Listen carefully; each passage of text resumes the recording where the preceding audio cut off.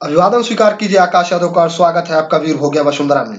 रसिया और यूक्रेन के बीच जारी जंग में अस्थायी संघर्ष विराम की आखिरकार घोषणा की गई है अब रसिया के द्वारा। मैंने अभी अभी ट्विटर पर रूसी रक्षा मंत्रालय के एक ट्वीट को पढ़ा जिसमें उन्होंने कहा है कि रूसी सेना मॉस्को समय अनुसार 10 बजे हमले को रोक देगी ताकि मदद के लिए मानवीय कॉरिडोर को खोला जा सके। आप देख सकते हैं कि द इकोनॉमिक्स टाइम्स ने भी यहाँ पे निकाला है कि Russia declares partial ceasefire in 2 Ukrainian cities to open humanitarian corridors for civilians. इसका मतलब ये हुआ कि रूस ने नागरिकों के लिए मानवीय गलियारे खोलने के लिए यूक्रेन के 2 शहरों में आंशिक संघर्ष विराम की घोषणा की है। अब वे 2 शहर कौन से हैं? मारियोपोल और वोल्नोवोकोहा।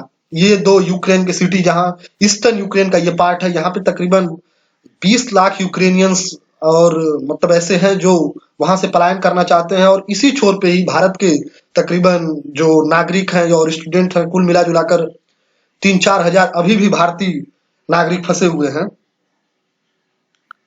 रूसी मीडिया जो है स्पुतनिक ने अपने हवाले से कहा है कि जीएमटी यानी ग्रीनविच मीन टाइम जोन शाम को 6 बजे यूक्रेन में लागू होगा और जिसके लिए मानवीय कॉरिडोर खोल दिए जाएंगे। यह संघर्ष विराम ऐसे समय में हुआ है जब यूक्रेन के अधिकांश हिस्से में विनाशकारी मानवीय संकट निश्चित है, जिसमें आप देख सकते हैं कि खार्किव यहाँ पे मैं आपको दिखाने का प्रयास कर रहा हूँ। खार्किव, डोनियोपोर, कीव और चेरनिया, ये ऐसे इलाके हैं जो बहुत ज्यादा प्रभावित होंगे। ये मारियोपोल जो है ये एक प्रकार का बंदरगाह है। परीक्षाओं के दृष्टिकोण से इसे ध्यान देने वाली बात होगी। और सबसे बड़ी बात तो यहाँ पे ये निकल के आ रही है कि भारत सरकार ने कल ही यूक्रेन और रसिया के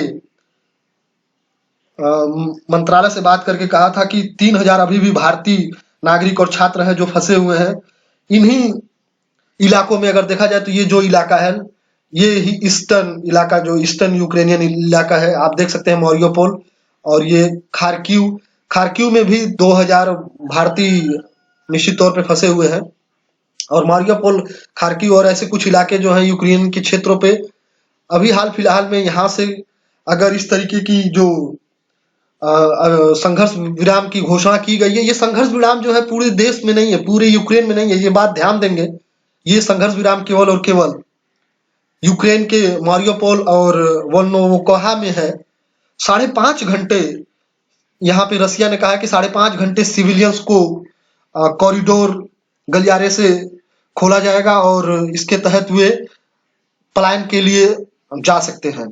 अभी हाल में ही एक सूचना निकल कर आ रही है कि व्लादिमीर जेलेंस्की जो यूक्रेन के राष्ट्रपति हैं उन पर हमला किया गया है। यानी मतलब जो यूक्रेन के राष्ट्रपति भवन डाचा जिसे कहा जाता है, वहां पर वो बाल बचे हैं अपनी जान को बचाने में। तो ऐसी स्थिति में कहीं ना कहीं अब यूक्रेन से थोड़ी सी राहत की खबर है, और ये राहत की खबर कितनी सही होगी भारतीय दृष्टिकोण से और भारतीय छात्रों के दृष्टिकोण से और भारतीय नागरिकों के दृष्टिकोण से, मैं चर्चा इस तरीके से आप लोगों के सामने करता रहूंगा। और इस चैनल को सब्सक्राइब कीजिए और अपना प्यार देने के लिए आप लोगों का बहुत बहुत धन्यवाद।